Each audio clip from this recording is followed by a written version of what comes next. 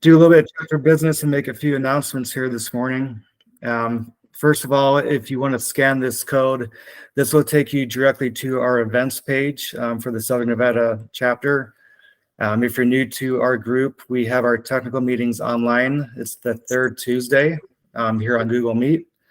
And then we do a tour and or mixer, about 2 per quarter. We try and be considerate.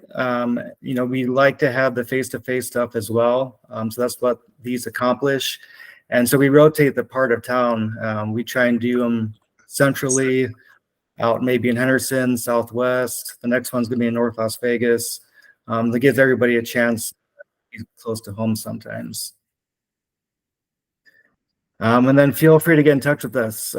We have our website, our LinkedIn, and this email here will get over to the board. So if you have any questions, comments, ideas, we love to hear from our members.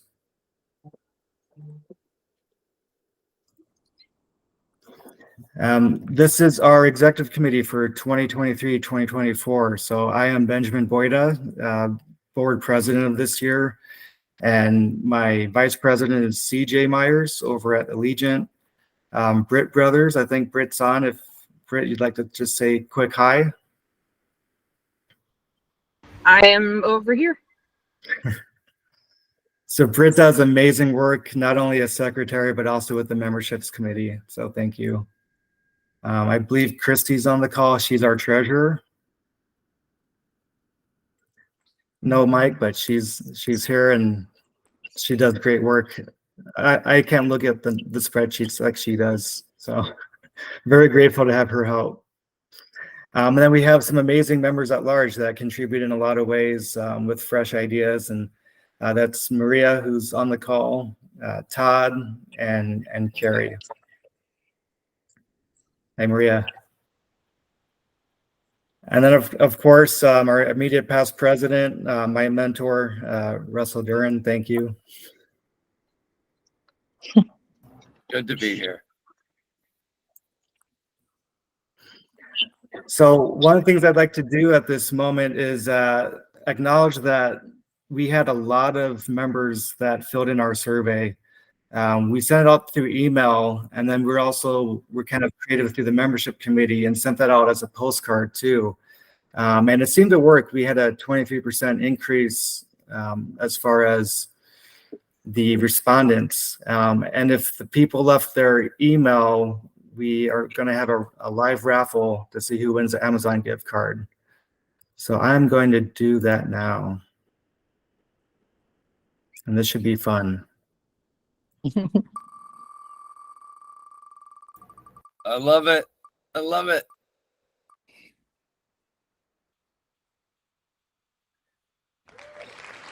Mark Towers. Mark.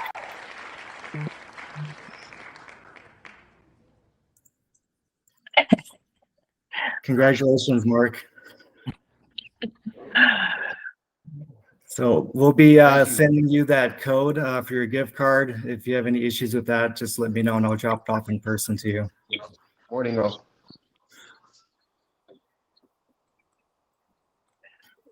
Next, just want to share some of our member involvement opportunities. So many of you know we have 4 committees here at Southern Nevada.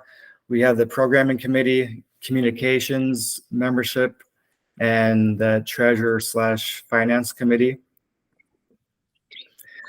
So programming, the little task that they do is identify speakers, identify topics that are interested, and create CEU applications.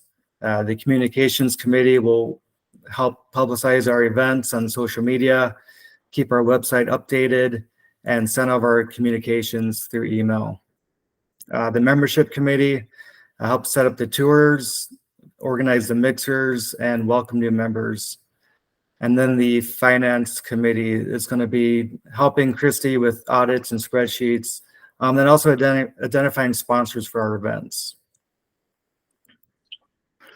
So our committee meeting times, if you're interested in jumping in, they're open on the same Google Meet, I think. Their programs the first Wednesdays from 8 to 9. Communications is more of an email working group. We don't meet regularly, but if you want to help out, just email a board member. Membership is the third Wednesdays from 2 to 3 p.m., again on Google Meet. And then the finance committee, that's also email work group. And if you're interested, again, please contact me or another board member. So fifth committee that is just getting off the ground is our WISE. And at this time, I'd like to invite Suzanne to say a few words, as she's going to be leading this up for me. Good morning, everybody. Thank you, Ben. Yes, we're going to try to kick off WISE again, and I'm really excited about it. Our goals we're going to try to achieve is to foster advancement of women in our group, also men. Men are not excluded from this. They're welcome to join as well. Team that shares ideas, a team of representing who coordinates WISE local events. Oh, come on now, Darren. Russell, come on now. Sorry, I hit the wrong button. I'm sorry. And then networking, strengthening professional relationships, and also promoting continuing education. I'm going to try to shoot for maybe third Tuesdays of every other month, maybe starting in September. And then, maybe a meetup once in a while as well. I'd like to meet the faces that would like to be involved in this. WISE is a great place to support one another and also support our chapter as well, because you can meet up with other people from different locations, different regions, and it's just a great group to be a part of. So I'm hoping we can get anyone or everyone to be involved in it. So you'll be hearing from me shortly with more meeting dates in the future. Well, thank you so much, Suzanne. I know you're putting out a lot of hard work behind the scenes, and I'm really excited to see what comes of this. And for anybody that wants to get involved, get in touch with Suzanne, get in touch with me. This is going to be a great thing for our chapter and our region. So thank you again. You're welcome. So yes, we are giving back in more ways than one. So one of the things that we are looking to help is the Oakland University EHL student mentoring program. And Britt's taken the charge of this through the membership committee, and she's going to explain a little bit more. Good morning. So Oakland is one of the other colleges that you can get an EHS degree from, kind of like Columbia Southern, but no one really knows about Oakland. They're ABET certified, and they're also part of the BCSP umbrella. So what this does is, if you are a safety professional and you would like to help like the next generation of students kind of learn what we do, the opportunities in safety, you can partner with school and they will assign you a mentee. It's about an hour to a month, and it's running from September until May of next year. You can learn more at the website. I also have all the information. The advisor for the program was my ergonomics professor. And so if you guys are interested, you can either get through there, or if you have any questions, let me know. But it's just a way to kind of give back to the younger generation. That's something you have time for. So thank you. Yeah, and this QR code on the screen gives you a direct link to that forum if you are interested in finding out more information. And so please grab a snap of that. Thanks, Britt.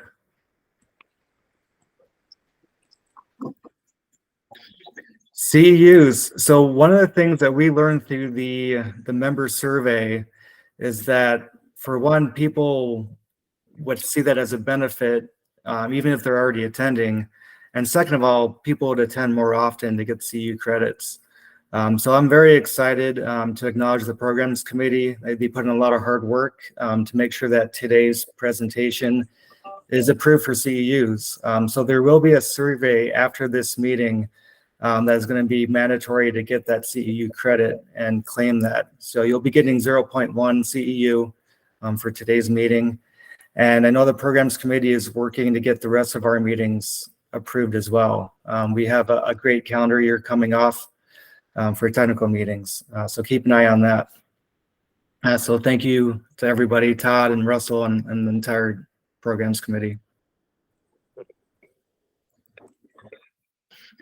So our next upcoming site tour is going to be at Sephora. It's going to be a tour of their warehouse, a safety related tour. It's going to be Thursday, September 14th at 4 p.m. There is registration open on our website, and wait list as well. It's going to be kept at 20 people. So if you're interested, please get in soon. If you're a non-member, this is a great reason to become a member. But non-members will be welcome about a week or two before the event. We'll put you on the wait list for now and then add you if we're not capped. So please keep an eye open for that. It's going to be a great tour. And then my friend Russell, many of you may know or may not know, but he recently passed his ASP exam, and we do like to acknowledge all of our members when they, get new jobs, get awards, pass certifications. So if you have something you'd like to share about yourself or colleague, please make sure you reach out to the board. We'll put in the newsletter, chapter meeting. So congratulations, Russell. Thanks. Thank you. I've told many folks I couldn't do what I do without the support of my network. It's primarily ASSP colleagues. So thank you so much.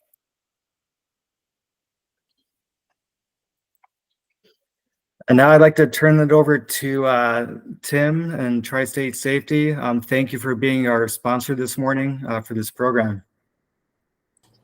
Absolutely. Appreciated you asking. Yeah, so Tri-State Safety is basically a safety consulting group. My wife and I, Suzanne LePage, own it. And we basically go out to construction sites and provide safety contractors or safety people that go out and sit on the job and make sure they're OSHA compliant. And we also have superintendents and quality control managers. Our last big project was MSG. We were there for a few years on that job. We were in charge of the safety of all the LED lights with the repellers and all the man lifts and everything was out there to do those. I can't even remember how many millions of LED lights were put on there. But we went the whole time with no accidents, no first aids, no anything. It was pretty strict out there. I had 2 safety professionals on the job at all times, and there was times when we worked 24 hours. We also do training, first aid, CPR, all kinds of training for the respiratory training, 24-hour fall protection training. We do driver awareness training. So I do a lot of training. I personally do the training right now. So I'm pretty busy doing that. It keeps me, and then when I'm not doing that, I'm out checking on our guys and going out and making sure our clients are happy with our contractors out there. So yeah, we stay pretty busy, but I appreciate the opportunity to sponsor this month. It's a great organization, and Russell and Ben has really got me really heavily involved, and I really enjoy it. Yeah, I've gotten to know Tim and Suzanne over the past 6 months or maybe a year, and they definitely know their stuff, and they're super committed to safety and super committed to this chapter and helping it grow. And I applaud everything that they're doing behind the scenes for the chapter as well. So thank you, Tim and Suzanne. Thank you. So at this time, I'm going to turn it over to Russell to introduce our speaker today. Thank you. So I got familiar with Jason's with Jason's body of work through LinkedIn over the past couple of years. He's in the middle of a 12-part series right now called The Future of Safety and Health Leadership. Wow, kind of a cool tie into what we're talking about this morning. And he actually probably started writing that and presenting it in installments. I think maybe it dates back to right around the pandemic, the opening of pandemic times, but every single one that he drops, I get something really good out of. I think the one that stood out to me is in January 2022, he wrote about our response to adversity and pitched the idea that as safety professionals, there's value if we can have this ability, no matter what circumstance comes up, to just calmly respond with quiet confidence. Good. It was an interesting take on stoicism, and I thought it was really an excellent insight. So if you guys aren't familiar with what Jason's doing on LinkedIn to give back to our community with some thought leadership, I encourage you to find him there. But Jason's been with 3M for a little over a decade, and he's just got such commitment to elevating the health and well-being of workers in every industry, wherever he comes across it. And I really appreciate just the humanity that he brings to his work. The thing that I really also appreciate about Jason is that he'll introduce himself as a husband, a co-founder, a speaker, a coach, community advocate. He's got letters after his name, but his letters don't define him. So just an all-around awesome guy that's technically sharp, but very much brings his humanity into his work. And so Jason and his wife, Malia, well, I'm gonna go with Malia. He can correct me in a minute. They call him Minneapolis St. Paul home. So that's how I knew Jason. A little while ago, Ben goes to the IH conference in Phoenix, and he comes back. He's telling me about this dynamic speaker. He's like, you would not even guess this guy was an IH. I was like, okay, that's cool, Ben. That's great. And then we realized it was the same person. So Jason keynoted at AIHA. And then when Ben and I realized that we were talking about the same person, it was like, this is obviously who we need to invite to open this chapter year. So I'm really excited and really thankful that Jason could make the time to come join us this morning. So without further ado, here's Jason Kunz. Russell, anytime I am having a difficult day, my friend, I think I'm just going to give you a call. That was quite the introduction. I don't know if it was deserved, but I will certainly accept it. Thank you for that. First, let me acknowledge a huge congratulations. I think it was Platinum Chapter 2022-2023 for this particular chapter. Congratulations on that. And then Russell, let me throw it back to you, my friend, for a huge congratulations on receiving and achieving your ASSP. As you know, and likely dozens of people have already told you, the next step is, of course, the CSP, my friend. So we'll just put that out there as a little invitation and a challenge. Thank you, everybody, for joining today. Ben, thanks for the opportunity. Russell, thanks for the opportunity to join here. If everybody could, please drop into the chat, and I know I can see your names, but I want to see it in the chat because I'm going to engage you a fair amount today. Just drop in a first name and then where you're currently dialing in from. I believe the majority of people are centered in Vegas or around Vegas, but if you could, just two things. First name in the chat, and then second, where you're dialing in from today. I want to see who's with us. I want to see who's in the house. All right, we got Matt, Luca, we got Norman, Maria, Suzanne, Lara, Mark, Ruby, Timothy. Timothy, thanks for sponsoring. Tim, thanks for sponsoring. Christy, Ruby, Stephanie, Rachel, Darren, Brittany, Todd, Carrie. I was going to say Casey, Carrie, and Maria. All right, we got a full house today. So, Ben, can you go ahead and share my slides? I don't have a lot of content, but I do have some content that we're going to share with you today. And so if you could go ahead and do that while Ben is doing that. Everybody might need to stretch your legs a little bit if you've been sitting for a while.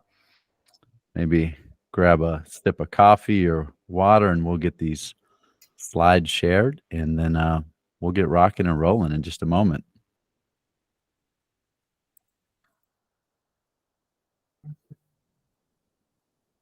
All right. Awesome. This is perfect, Ben. We can use this version. So just scroll past this if you could. Please, Ben. Yep, scroll to the next one. Let's start here. Let's talk about distractions. This is from a book called Hook Point, How to Stand Out in a 3-Second World by author Brendan Kane.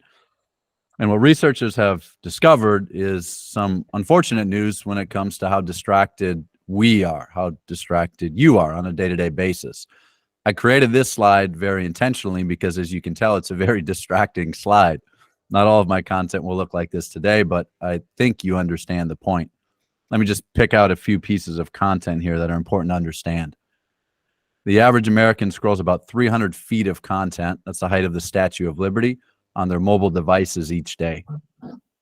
People use their phones 1,500 times per week. Checking our email inboxes about every 2 minutes. And then for those social media users out there, I know I use social media. I think the problem with social media is oftentimes it uses us. And instead of just going on and maybe posting some valuable content for our profession or our peers, we end up in the black hole of Instagram, TikTok, YouTube, LinkedIn, Facebook, whatever it happens to be. And then new data, this is from Chris Williamson. He's a brilliant podcaster. If you don't tune into him, I encourage you to do so. If you look at the amount and number of minutes of Netflix and TikTok watched each day in each year, it's hard to even fathom trillions of minutes. For me, that's not even a real number because my brain can't wrap around just how much that is. And then the average person assumes, is exposed to 6,000 to 10,000 ads per day. The reason I share this with you is because we are no longer in the information age. It's very clear we've entered the age of attention. And for those of you that have critical information to share, which each of you do with your workforce, if we don't first capture their attention, that critical information will fall on deaf ears. And so what I want to share with you today are a few different things that can help make sure, before we really get into some future trends here, that can help you engage and gain and earn the attention of your workforce. So first, those of you that are asked to influence virtually, just like we're doing today, I know it's challenging. I don't know about you, but from my experience, we transitioned overnight to everything being on Teams, but nobody gave us any training. I think Les had referenced the value, the power of training earlier in this conversation today, but nobody trained us how. They just expected us to be effective in this space. And I'll share with you a very powerful acronym that can help you be effective in this space. And Ben, if you need to make this bigger, you can. I don't know if you will have to. I think everybody can see it. If you're a note taker, you're going to write this down. It's simply called iCall. ICALL. And it's a little tool that each of you can use each day when you are asked to be effective in this virtual, in this hybrid space, to make sure that you are. So let me just run through it real quick. So the I is, of course, for internet. I rarely ever lean on Wi-Fi. I do my best to hardwire directly into the router or the particular adapter and system. So internet. C is camera. Believe me, I know how uncomfortable it is and how awkward it is. I'm literally staring at a camera right now with zero feedback. You're over here, your faces. Some of you, if you are on camera, you're over here to my right, but all I'm looking at is a camera. Why I share that, right, is because I know it's uncomfortable, but if we're going to influence, it's a much more effective method to get comfortable putting our face on camera.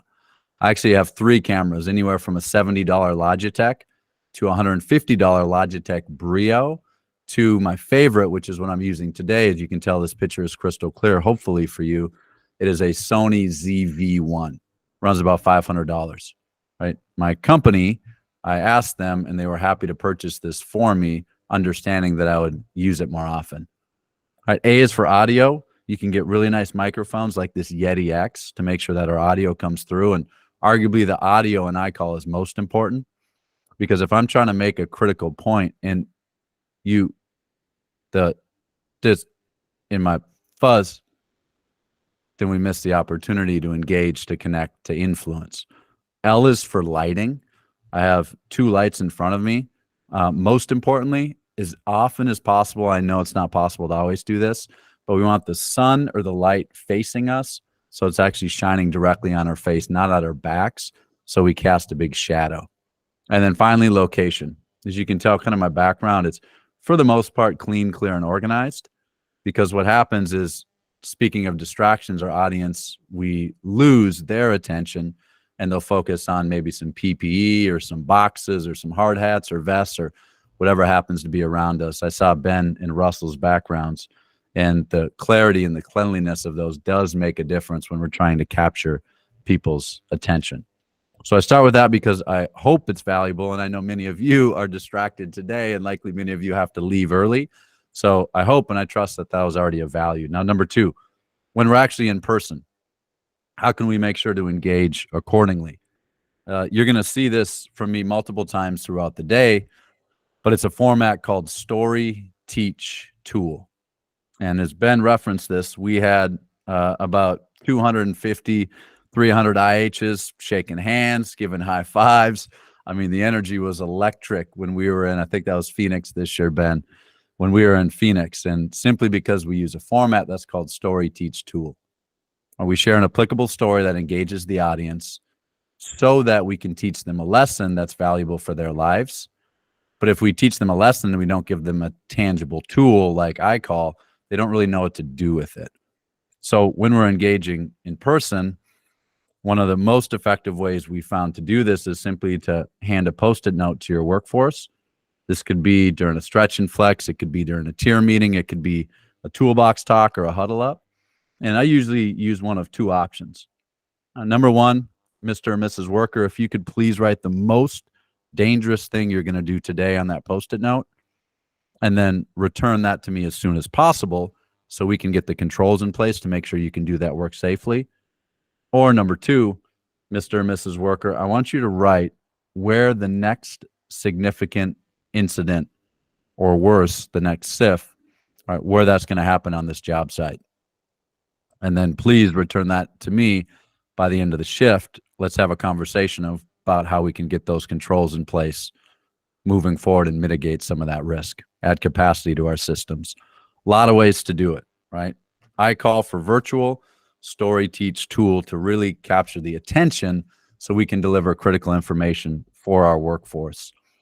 Ben, next slide, please. So this, of course, I'm sure many of you, if not all of you, have seen this. This comes from Dr. Todd Conklin and many others in the human and organizational performance space, the HOP space. And I've heard this probably 300, 400, 500, 600 times. And I didn't fully understand it until I started asking myself this question. And I started asking our operational leaders within the 3M company across the world this question. And I want you to actually either unmute yourself or drop it into the chat. And it's a pretty provocative question, but it's an important one. And I think it'll help us understand the slide that Ben's sharing. Is it a bad thing if you get a phone call or a text message right now that a worker has fallen off the roof at one of your facilities? I really want you to ask yourself that question. And I really want you to listen to your visceral response. Is it a bad thing if you get the call or text right now that a worker has fallen off the roof at one of your facilities? Right, either unmute yourself or drop into the chat your response to that, your reaction to that. Please do that now. Yes.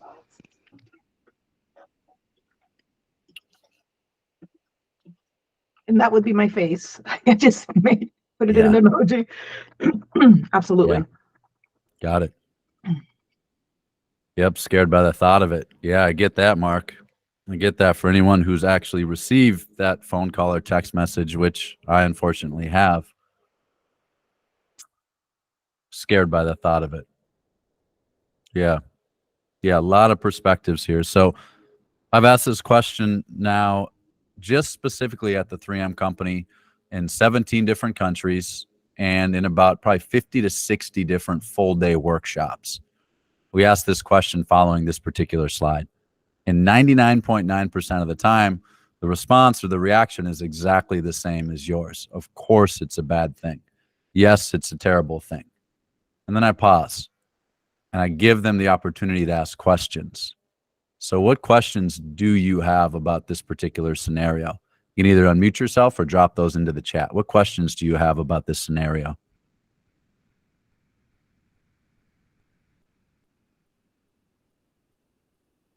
Yeah, Russell, great question. One of our first questions, how's the worker? Is the worker okay? Brittany, love it. Brittany's starting to point at, all right, what I'm going to get to with capacity. Were they wearing fall protection? Was the worker, in fact, wearing fall protection? Got it, Suzanne. Great question. So let me give you some more context. Turns out you get some more information. And it turns out that you had a work at height permit in place, and that work at height permit was beautifully and flawlessly completed. Turns out that you did, in fact, have fall arrest in place. You had fall arrest in place, so the worker still experienced a fall, but their fall was arrested. Turns out you had a rescue plan. You had trained, you had worked, you had practiced that rescue plan. So you're able to get the worker down within 20 minutes, not bad response time. But you knew that that rescue plan, give or take, could take anywhere between about 20 and 60 minutes. And so you make sure that every single harness that your workers have where they could experience a fall, they have rescue suspension trauma straps. So they can actually step into those, take the weight off their femoral artery. And it turns out you had multiple other controls in place. And so what we were able to do is we were able to get that worker down uninjured, unharmed, to work another day, to live another day, and of course, to head home to their family if they have a family. What if safety isn't the absence of incidents? What if safety is the presence of capacity? Let me offer, as long as you have workers working at height, which I believe most of you do. Right now, we have hundreds of workers working at height in my particular company. As long as you have workers at height, eventually someone will experience a fall from that height. And so how can we make sure that we have capacity in the form of controls so we can make sure that our workers can fail, can make mistakes, can have a bad day, have a rough night's sleep, be distracted, and they can fail safely to work another day? Ben, next slide. Oh, next slide.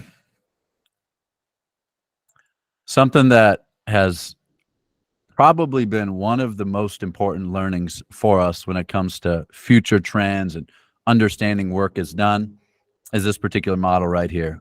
And I imagine, I'm going to assume that many or most of you have actually seen this. I'm going to assume many or most of you have seen this. If you haven't, really quickly. All right, black line, blue line. Black line is procedures. Black line is policies. Black line is how we imagine work getting done when we're actually not close or in proximity to the work. Whereas the blue line, as you can see, is variability. Right? Blue line is reality. The blue line is the worker being adaptive in order to complete the system to get the job done because we didn't set the worker up for success, or the procedure maybe is impossible to follow, difficult to follow, hard to follow, missing, if you've ever experienced that, who's ever experienced a missing procedure, or maybe we didn't train the worker very well on the procedure, or we didn't actually engage the worker in helping us to write the procedure. So the blue line is work that actually gets done each day. And the only way for us to add capacity to our system so our workers can fail safely is to actually understand work as it gets done each day. And so, Ben, if you could go to the next slide, I'll run it through a few different frames of reference for you, because this black line, blue line should be, for you, what psychologists refer to as a Gestalt moment. And a Gestalt moment is simply defined as a moment in time where once you see something, you cannot possibly unsee that particular something again. And so the black line, blue line, I hope as we dive a little bit deeper into this, will be a Gestalt moment for you. But let's use 3 examples of other possible Gestalt moments. Number 1, the FedEx logo. Who knows? Craig, right on. Who knows other than Craig why this is one of the most award-winning logos of all time? Drop it in the chat or unmute yourself.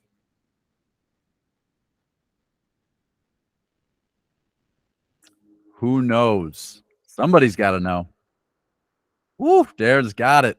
Darren, where is the arrow? The arrow is between the capital E and the X, always facing right. Always facing right, because FedEx, what they do is they always are moving things forward. There's an arrow between the capital E and the X. If you didn't see it, now moving forward, this will be the first thing you see. Sorry, but yes, this will be the first thing you see every time you look at this logo. But how many of you knew there's an actual tablespoon in the logo as well? Who knew there was a tablespoon in the logo, and where is that tablespoon? If you look really closely, it's in the lowercase e. Yep, nailed it. Kelly Maria Firsty. And so I don't know if this is true or not, but someone once told me that the tablespoon is FedEx subliminal message, so they can measure how well they're actually moving things forward. Craig, you'll be able to correct me on that if that's not wrong, but hey, if that's not right, but I think it's a good story. Next slide, if you could. We'll go through these next 2 really quickly, Ben. How many of you are familiar with one of the largest supermarket chains in the world? I believe it's Carrefour. I believe it's how it's pronounced. You can correct me if I'm wrong. But there's another subliminal message in this. Of course, many of you probably see it. Look for the, of course, C in the logo itself. Gestalt moment. Moving forward, once you see this, you will never be able to unsee this. You will see the C indefinitely. And then finally, a third example. I don't know if we have any Amazonians in the house, but I just learned this, didn't realize it. Amazon, delivering for their customers from A to Z, always with a smile. Gestalt moment. You've seen it. You won't be able to unsee it. Ben, next slide, please. Like I said, this will be a Gestalt moment for you when it comes to the black line and the blue line. And let me give you a tangible example so this isn't so theoretical. I was up at one of our Canadian manufacturing sites, large tape site. Just imagine 500-600 people or so. And instead of making paper on coders, we make tape on coders. So really good sized coder. Line would be give or take 100, 150 meters in length. And we're doing a workshop. It's about an 8-hour workshop, and we're focusing on some of these topics, this particular topic itself. And so I grabbed the EHS manager and I asked if we could walk out to the shop floor to get some stories so we could teach some lessons and then give the attendees of this workshop some tools so they could create capacity, right, and create an environment of safety, trust, belonging, so on and so forth. So we walk out to the shop floor and I hear this really loud noise. It's like,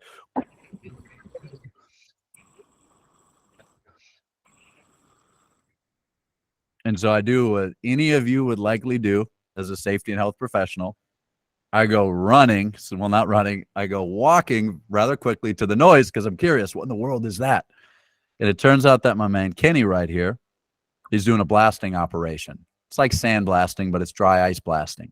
So what happens with really sticky stuff, in our case adhesive, is when really sticky stuff, when it dries, it sticks to stainless steel coder parts, and in order to do a changeover, you got to clean those coder parts off.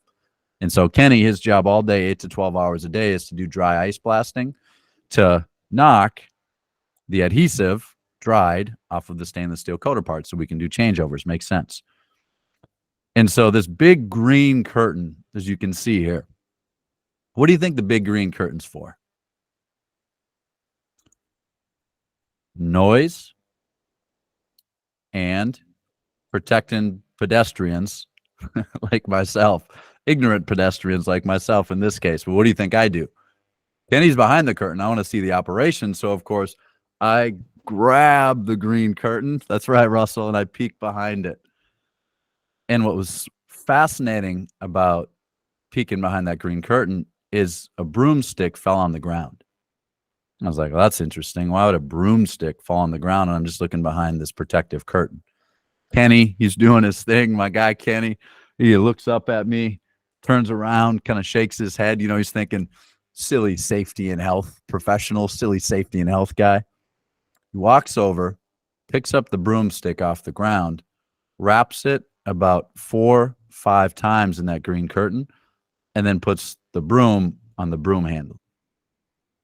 Black line, work is imagined, says that that green curtain has closed perfectly since the day we installed it 3 years ago.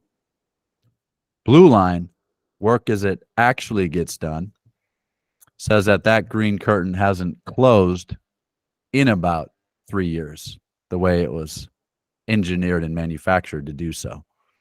And so Kenny told his particular supervisor about this particular green curtain. And what did the supervisor fail to do? Supervisor failed to follow through. Andy Stanley has a beautiful quote. Andy Stanley says that leaders who don't listen will eventually be surrounded by people who have nothing to say. And so it's great that we're getting out and engaging with our workers. And I would say more importantly, it's great that we're coaching our operational leaders on what it takes to engage with our frontline workforce so we can better understand work as it actually gets done. Because once we understand work as it gets done, the blue line, we better understand risk. And once we understand risk, we can actually do something about it. And so this particular time around, we were able to get this green curtain fixed. So Kenny didn't have to make the work in practice. Or another way is Dr. Todd Conklin has said, our operators will operate whatever crap we choose to give them. And so how do we make sure we're giving our operators really good crap? And I think you follow what I'm saying with that. And I'm going to talk a little bit about the 3M process called See and Act, on how we make sure that we're getting closer to the work so we can better understand it, so we can actually make the workplace safer by actually making the workplace safer. Next slide, Ben. So let's tie this conversation down before we get into just two more topics, and then we'll close and go to some Q&A and open discussion here. Let's tie this blue line, black line down.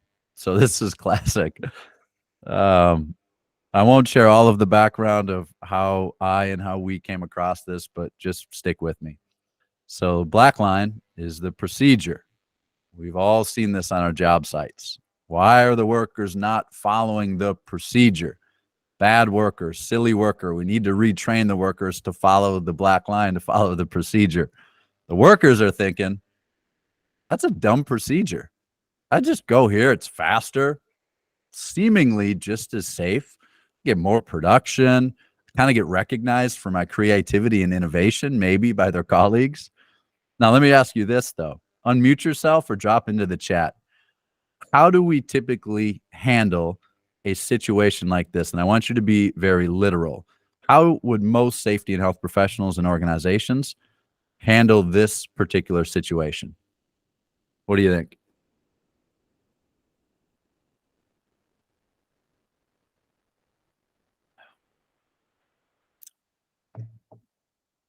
There we go, Russell. Yeah, that's right. We'd put up a fence. Yep. They intentionally didn't pave any walkways after students made the trails. Yeah, Craig, I love that. I just learned that that's an actual formal, it's called, I think, landscapers use a term. I think it's just simply called landscape design, but there's actually a formal term for that. Not to get off track, Craig, great comment. Sorry for getting off track. Yeah, Suzanne, yellow tape it across, do not enter, caution, do not pass. You have all of those things. Rewrite the procedure. Ooh, progressive, thoughtful, Mark. Rewrite the procedure with the worker input. So most of the time, I hope your organizations are more evolved than this, but what I see inside and outside of 3M is we put up a guardrail, we put up a fence, or we put up a sign that says, keep off the grass. And then the workers get frustrated, they get disengaged, disconnected, frustrated, and we wonder why we have a tough time engaging our workforce when we don't first engage them to gather their ideas before we design new systems.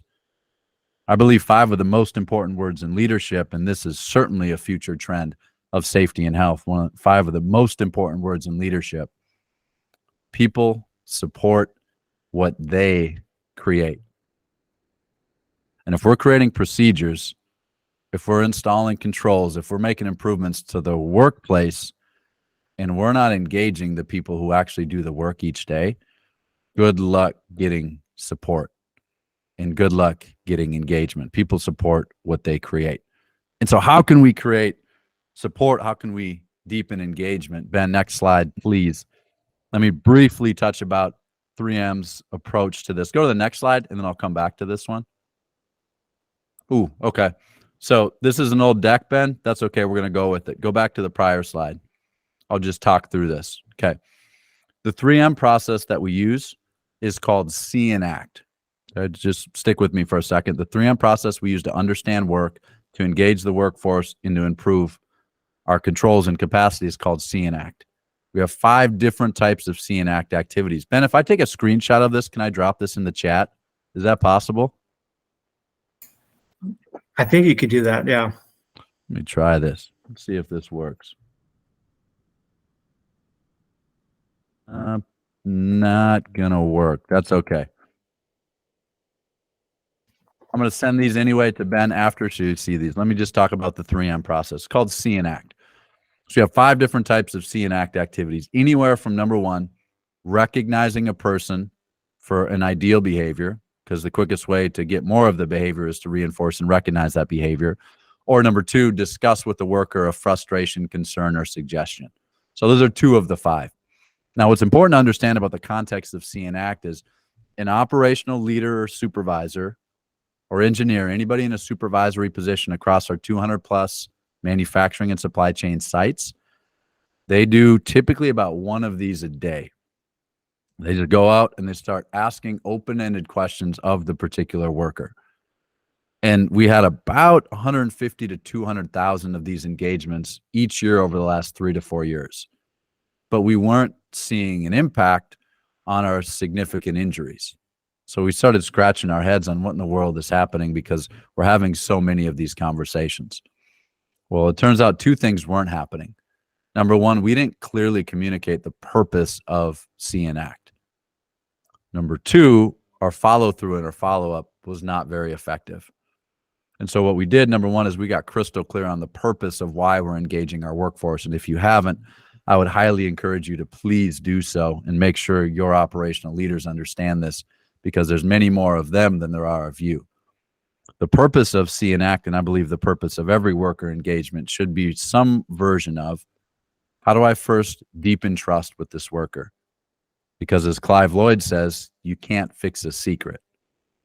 And if we don't first have trust with the worker, good luck having the worker actually share with us and their supervisors where we have secrets within our operations that we need to fix.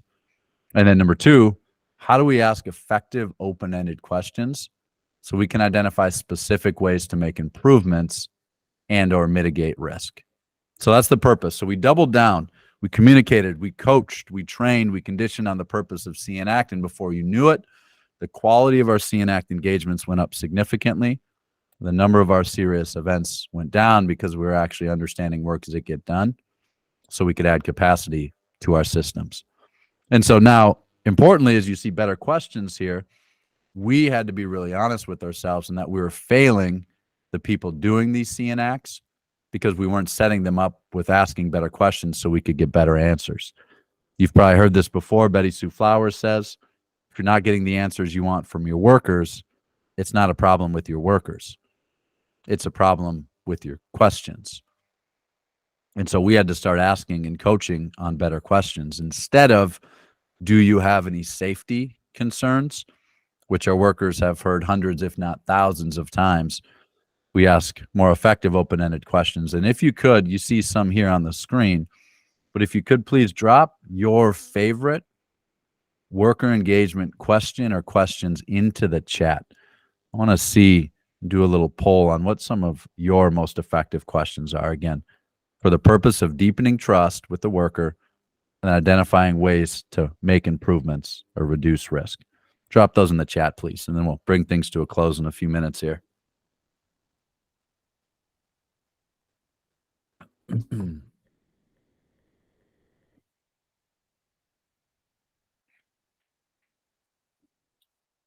Yeah, Russell.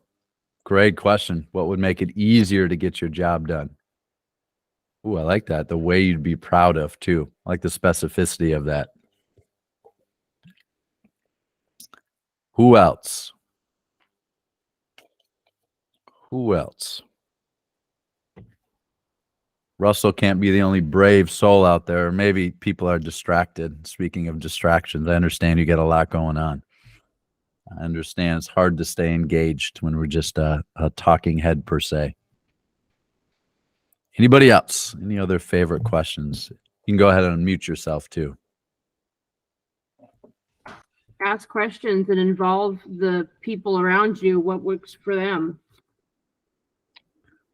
Great question, Suzanne. Yep. Involving and asking the workers what works for them. Appreciate that in that it often helps to uncover studying work when work actually goes successful. This idea of understanding what's happening when nothing is actually happening, when we don't have incidents 99+% of the time.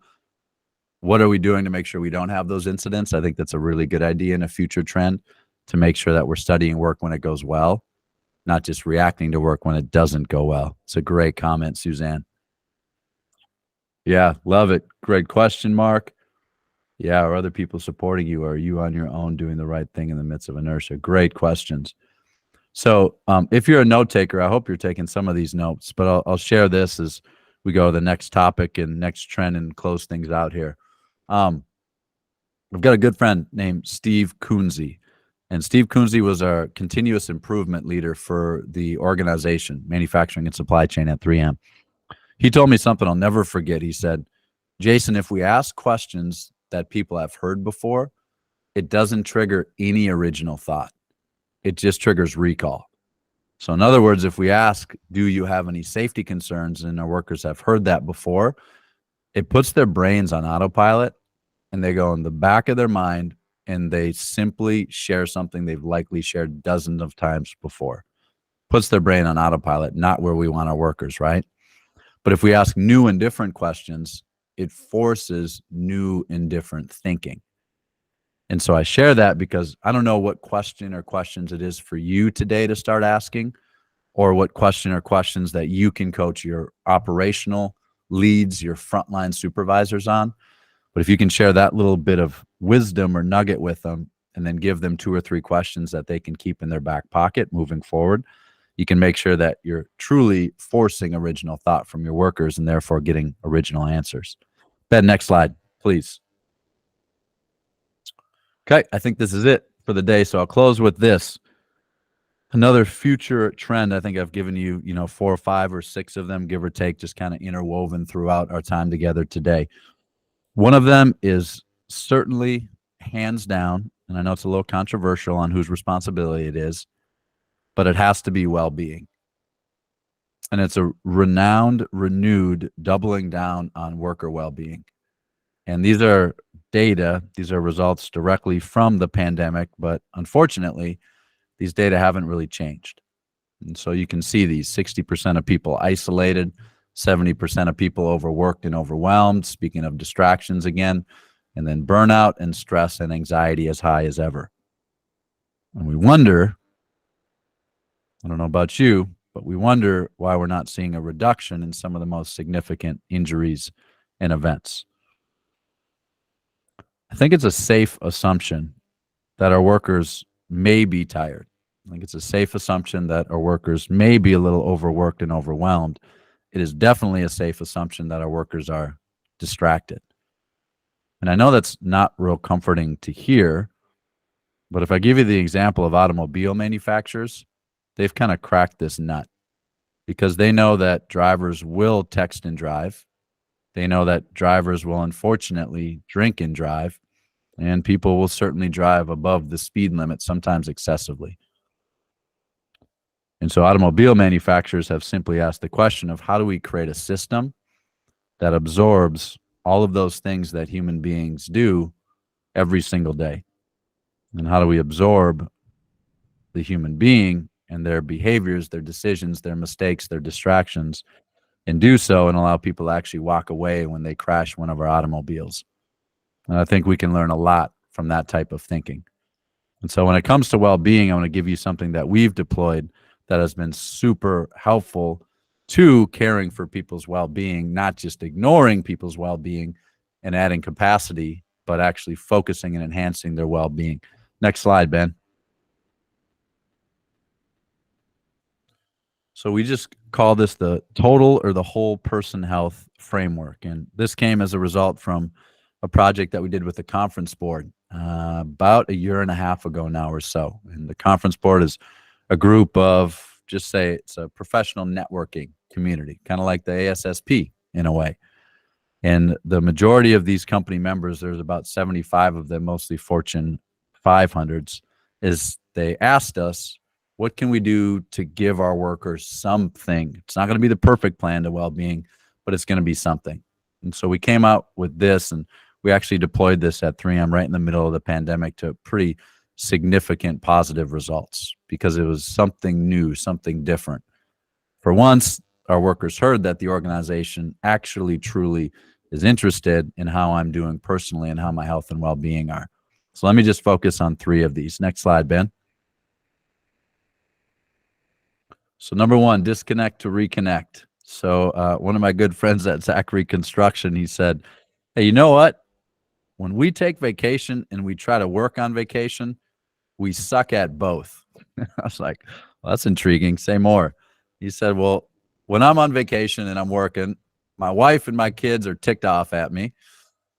And when I'm on vacation and I'm working, my colleagues, my coworkers, my direct reports are thinking, what in the hell are you doing? I thought you were out, number one. So disconnect.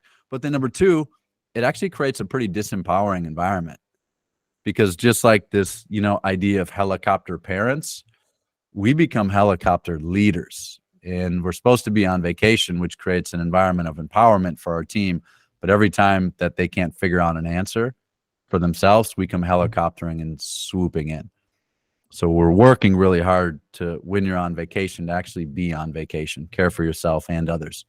Credit culture movement. I know this is tough, man. We are sitting so much these days, but just taking every hour, every 2 hours, get up, do some stretching, find movement that works for you. Go for a walk. I know after this, I'll actually step outside and I'll just go for a quick 7 to 10 minute walk, get some sunlight, right? Get some fresh air, move our bodies a little bit, finding movement that works for you. And then finally, all right, starting strong, meetings with reflection and recognition.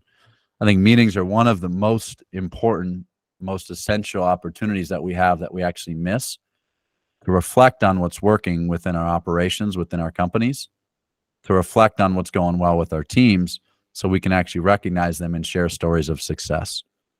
I think one of the greatest challenges we've created for ourselves is anytime an EHS professional calls, it's usually with bad news. And I know that might be hard to hear, but how many of you like to hang out with your friends who only bring bad news to the table, or who always find a way to focus on things that really aren't working? It's draining, isn't it?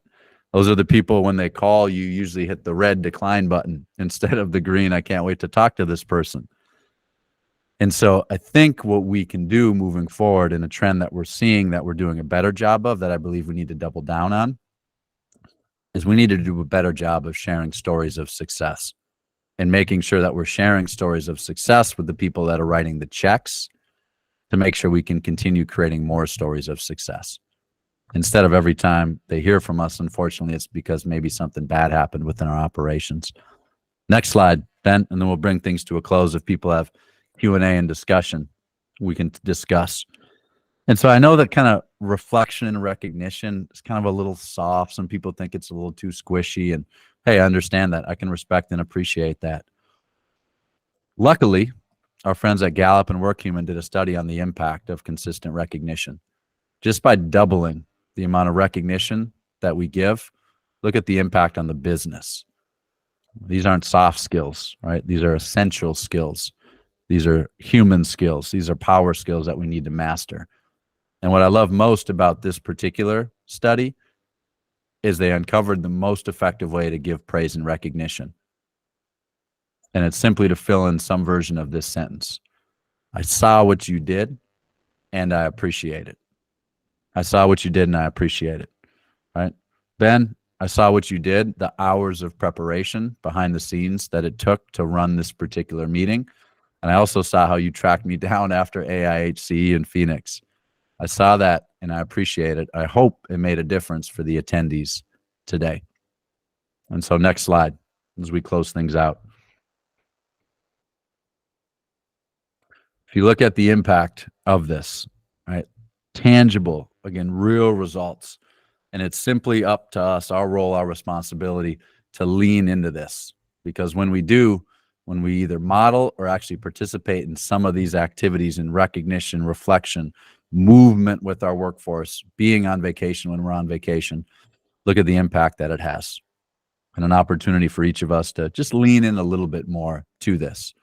Next slide, Ben. I think this should be about it. Close with this.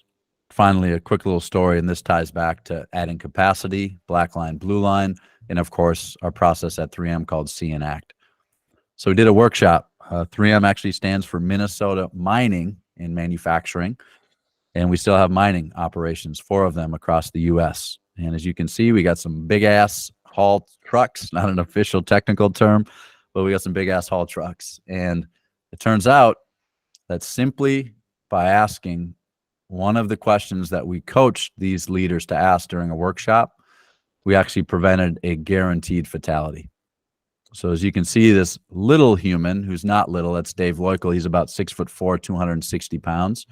Looks little on the screen, but he's not. Simply by asking the haul truck operator, what will be the next incident and where will it happen? We prevented like I said, a almost guaranteed fatality. And so I close with that simply because one of the future trends and one of the most important future trends has to be not this discourse and this dialogue between who's right and who's wrong when it comes to safety 1 and safety 2 about which practices or which principles. We have a lot of dialogue and we spend a lot of time and energy on that. But I think no matter what we believe, one of the most important things we can do is engage with our workers. But more importantly, there's only so many of you. We have to become better coaches so we can coach our operational leaders to have these questions and have these types of conversations so we can understand the blue line and therefore understand risk. And therefore, now we're adding capacity in the form of sensors to these particular blind spots in these trucks so we can add capacity to our systems and make sure our people can go home each day. Russell, Ben, that's it. Thanks so much for everyone's engagement. Thanks for the opportunity. And if we have time, if people got a jet, I get it. If we have time, I've got a few minutes to hang. Thanks so much, everyone. Thanks, Jason. Thank you, Jason. Really appreciate you being here and everybody else for being here.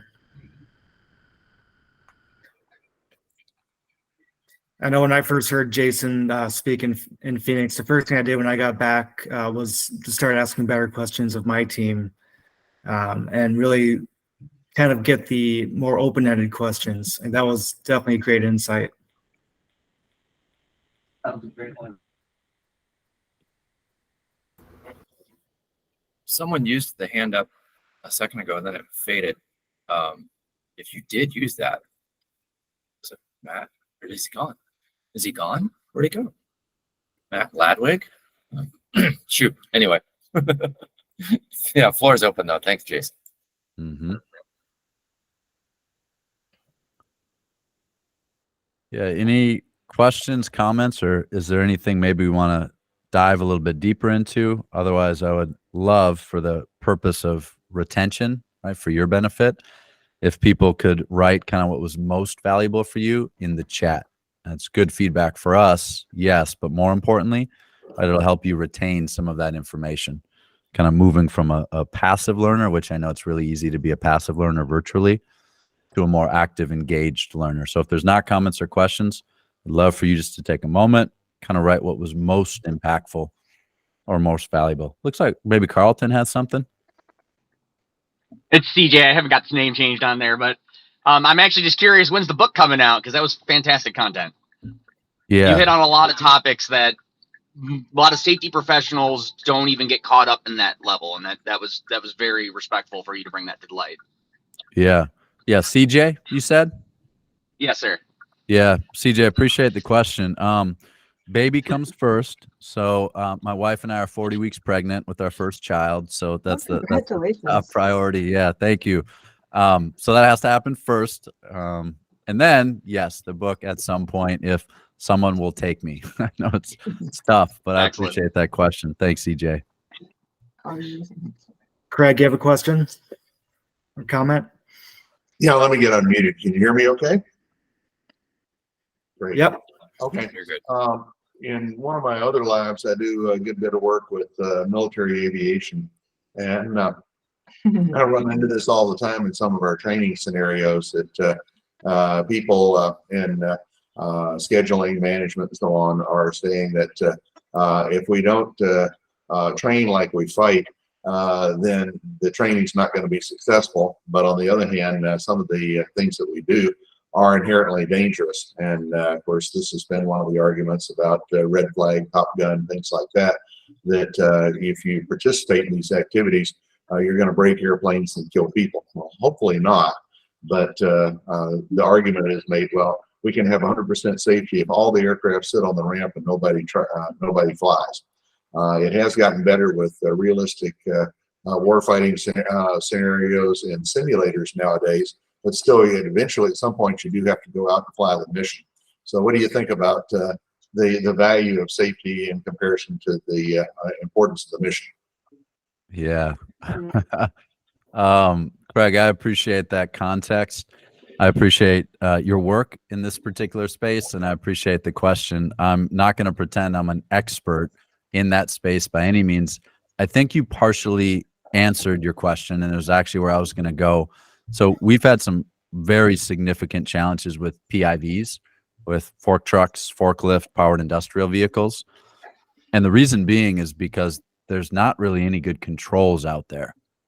You look at all of the controls for fork trucks and they're relying on a human being. They're weak administrative controls. And so that's one of my greatest concerns. And so one of the most important changes that we've made is to use simulators, right? To use AR, to use VR to do a significant portion of our training before we actually go out and do in this case, what would be our mission, which would be certifying people to actually perform these, operate these in real life. So I don't have too much in addition to add to that, Craig. If others on this call do, they could be better qualified, but I think it's a great question. It's a important question as well. I think I just Maria wanna wants add to to chime that. in. I do. A couple of different things. First of all, I wanted to say that the consistent recognition results slide is a wonderful, concrete way to put that. You don't see that. You really don't. And people think that psychological safety and other soft, squishy things are hard to measure.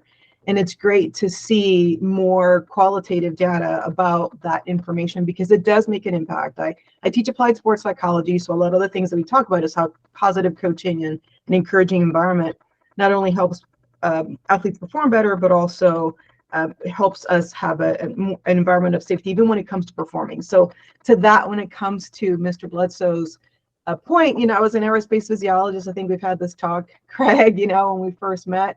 And you know how it is, depending on the mission, the risk is going to change based on what we're trying to do.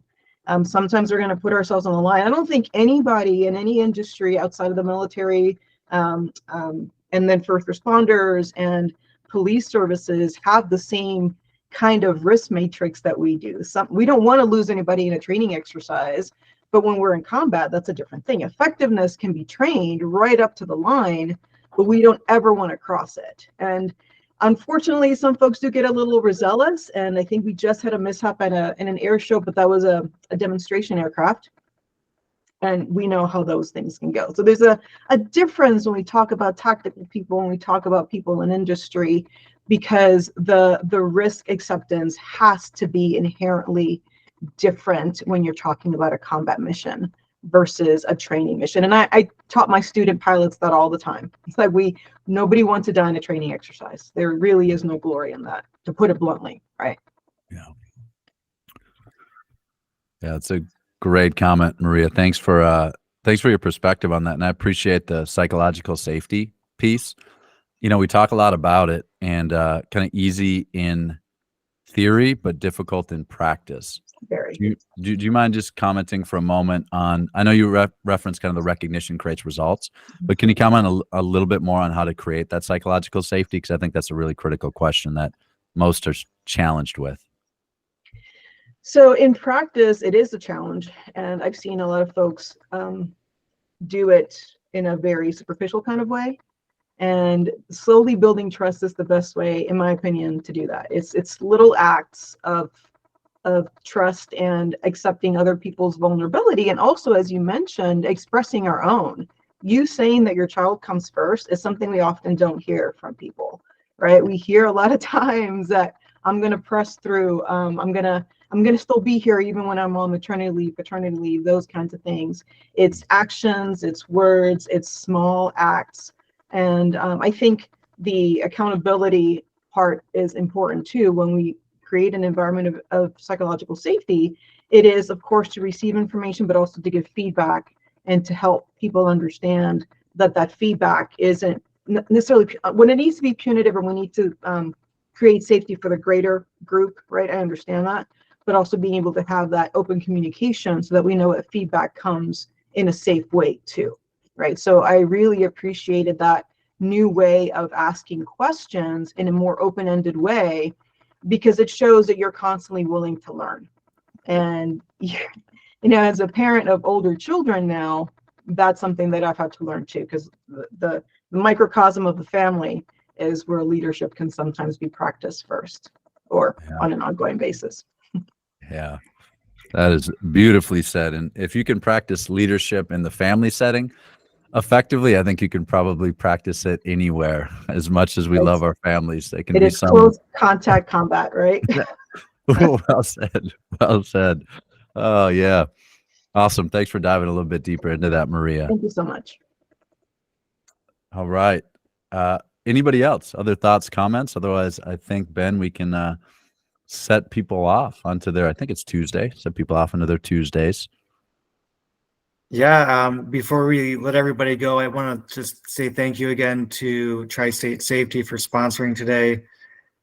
There's this post-meeting evaluation. If you want to scan that with your phone, that will take you to the survey. Even if you don't want CEUs, please still fill it out, because we do care about what you thought about this meeting. And again, it's mandatory if you want to claim the CEUs. This information will also be emailed to you after the meeting. Jason, just want to thank you again for spending some time with us. I know you have a lot going on in your personal life, and really excited for you, and I'm very, very generous and appreciative of your time today. Yeah. Thank you for the opportunity, Ben. Thanks everybody for joining today. Like I said, Ben, I'll send you the updated PDFs, and if you could please get that out, because none of this I don't believe is confidential, and I hopefully people can find value in some of the slide content as well. Thanks everybody for engaging. Have an awesome day. Hopefully we get to meet many of you in person at some point. Take care. Thank you. Thank you. So- Congratulations again. Thanks, guys. Have a great For day. folks that don't, if your phone's giving you trouble or whatever, if you can't get to the survey via that QR code, no worries. We're going to email off the link. Just the catch is we only have your email address as an attendee if you pre-registered. So if you're here and you need that, but you didn't pre-register, you're going to want to leave your email address in the chat box. Otherwise, we will email the survey link to all pre-registered attendees. I'm pretty sure registered. Yeah, that's a great point. If you forgot to register, no problem, but please put your name and email in the chat.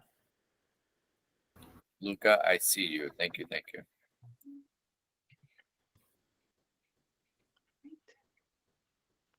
Well, thank you all so much. Have a great one.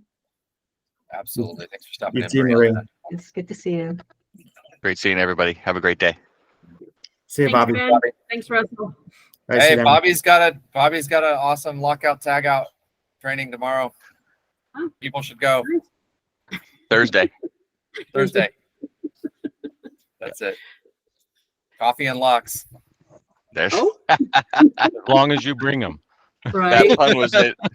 That pun was in honor of you from the last one, Coughs and Coffee, talking about silica. There we go. This is gonna be an ongoing thing, man. Coffee and It's locks now for each training.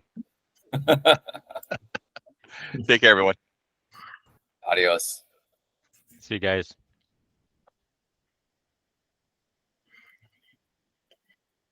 And then if you're still hanging around next month, we're really excited. We're going to hear from Rod Weber of Pinta Building Group, talking about his organization's journey from hard hats to helmets. He's talking about organizational change factors, talk a little bit about the Z89 standard itself, what they looked for in shopping for their helmets.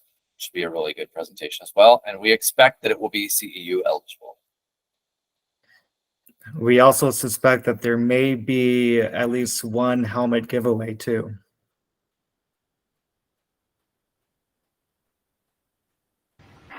So I think I got most everyone, but I was missing a couple last names. I guessed there's like 2 people. I have no idea what their last name is, Oh, nice. That's cool. but I'll get that emailed over this morning. Cool. Good work. Thank you. So there are 34 registrations. I think there are a few duplicates. So I think there were 29 unique registrations. and then winding up with 32 attendees. That's pretty, or 31. Something like that. That's pretty cool. That's Yeah, good. over the course of the meeting, there were 34 people that dropped in and out at some point. Okay. Awesome. Awesome. Well, good. And I was so thrilled that we had a lot of folks from out of town. I think Stephanie Johnson, I think she's not on the board of directors, but she serves in like she's like head of one of the practice specialties or something. But a lot of, it's great that what we're doing is starting to be noticed on a little bit wider scale in the society. I like it. Yeah, it definitely has. But you better watch out, because then society's main board is going to be calling for you to volunteer with them. No. I'm happy to help some other chapters, and that's about the max capacity that I've got. We can't drain my system of capacity for error.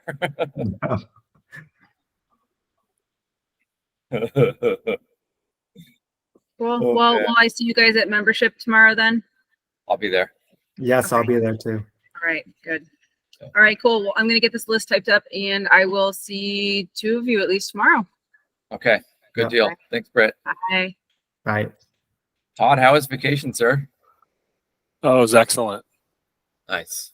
Yeah, Big Bear was nice. Camped with the kids. Oh, good. Yeah, man, had a great time. Nice and cool. Yeah. Yeah. What part of town did you guys stay in?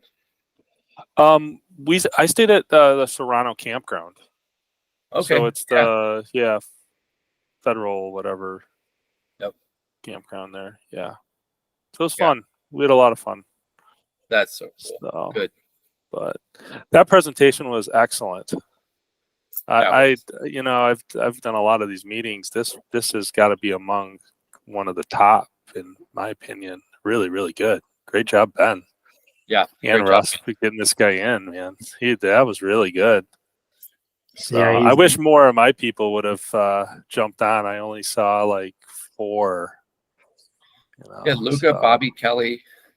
No. Oh, and Bob Harris. So 5. Yeah. Yeah, it was really good. Really good information. So awesome. Yeah, if he's ever in Vegas giving a talk, it's definitely worth going and checking out, because he did a great job on this platform. Mm-hmm. But just in person, just the energy in the room. I mean, yeah, you would think that you're at like a Golden Knights game or something. It's that much energy and excitement, and he's a great speaker. Really? Okay. Yeah. Well, I imagine in person's always better. So Yeah. I imagine that would be true. So, well, cool. I saw your note there, Christy. Yeah, we'll make sure we get this posted. Right now, the chapter website is behaving differently. There used to be a very easy way that we could post meeting recordings, and then something about the chapter website's back end, the admin side changed. But it might just be as simple as putting this video file on the chapter's, create a chapter YouTube account or something. We want to restart our recording sharing capability. Can we send it as a link from the Google account, from the Google Drive? I suppose so. We could email out that link. As far as like a static place to post the link where people could come to later, we need to figure that out. Yeah. But you had mentioned that, you mentioned sending the evaluation, sending an email with the evaluation and the recording together. I think that's a cool idea. I want to make sure that I forget what the delay is on how long the recording takes to process. It'll be later today. Do you think that's all right? Do you think if we send survey information later today that it'll be fresh enough?